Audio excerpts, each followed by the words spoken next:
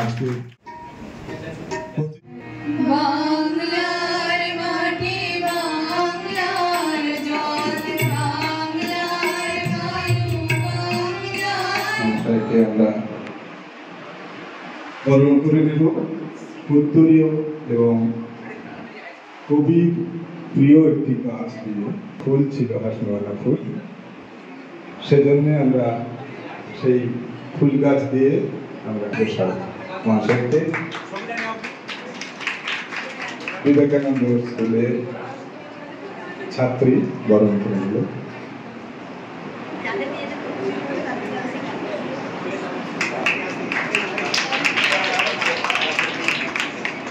হাসনুহানা গাছ দিয়ে আমরা বরণ করে নিচ্ছি।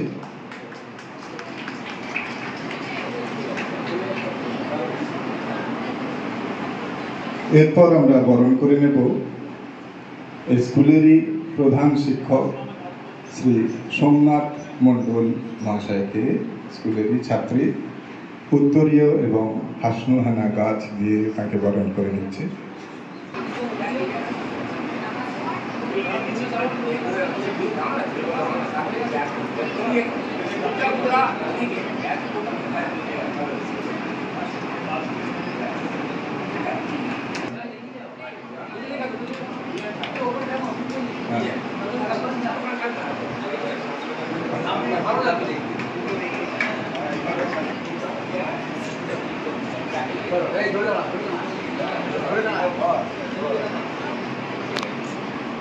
কবির প্রিয় হাসনুহানা গাছ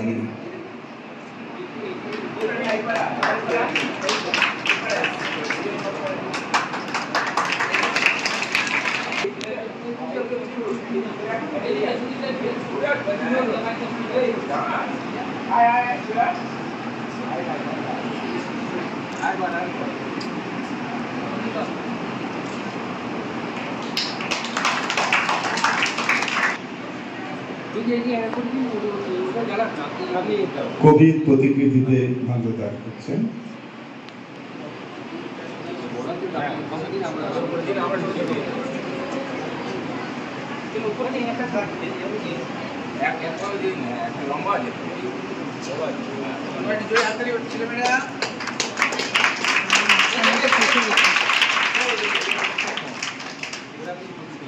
বিদ্রোহী কবি কাজী নজরুল ইসলামের প্রতিকৃতিতে পুষ্পার্ঘ্য অর্পণ করছেন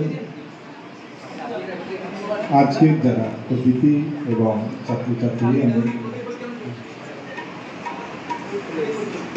প্রদীপ প্রজ্বলন এবং পুষ্পার্ঘ্য অর্পণের মাধ্যমে আজকে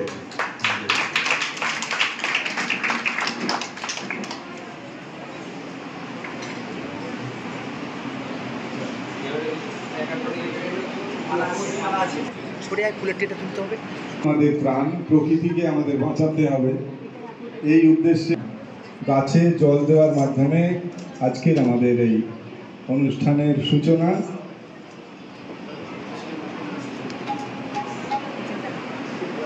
ইটখোলা রাজনারায়ণ হাই স্কুলের প্রধান শিক্ষক প্রদীপ পাবন মণ্ডল,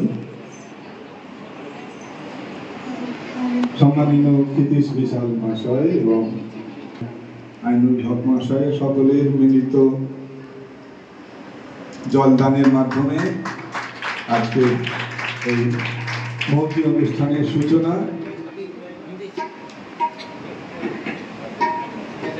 অতিথিবর্গ যারা আছে আপনাদের সবিনয়ে আমন্ত্রণ করব।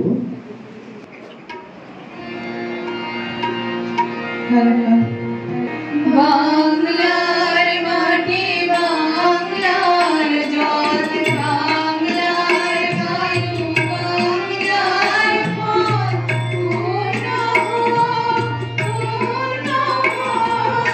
পূর্ণ হে ভগবান। বাংলার মাটি বাংলার জল বাংলার বায়ু বাংলার ফল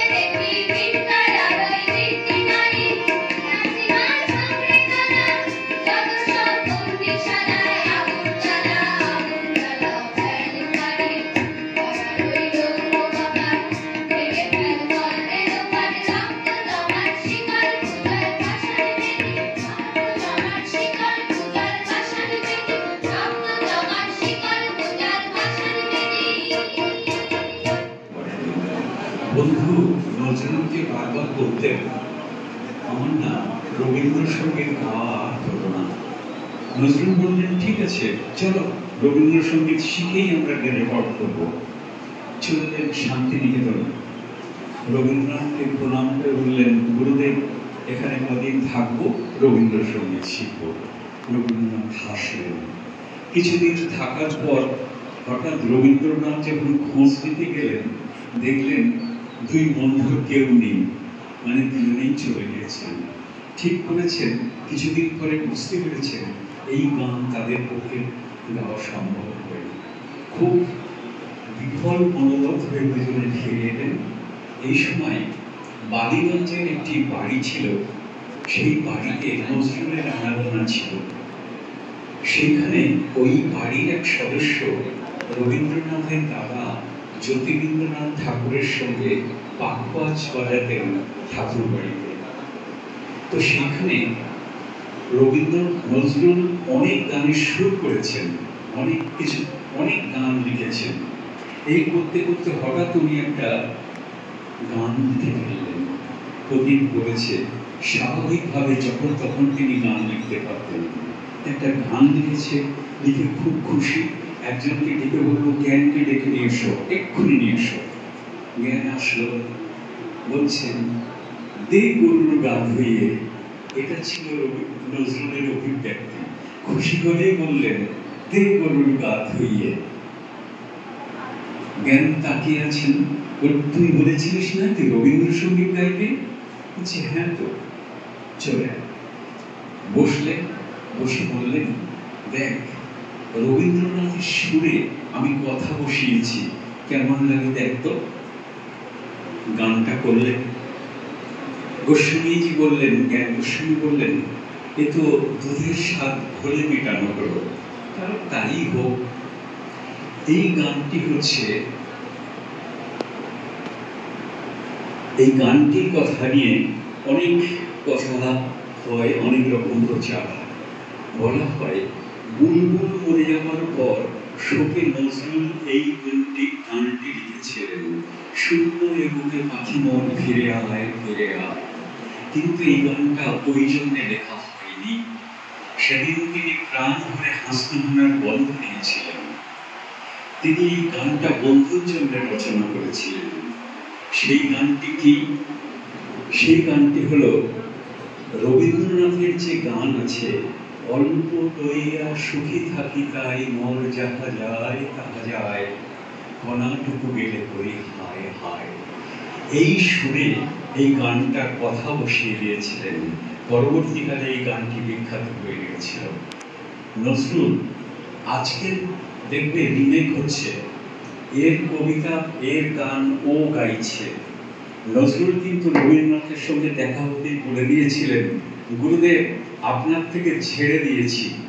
এই ছিল নজরুল, অত্যন্ত প্রাণখোলা। কি ছেড়ে দিয়েছ?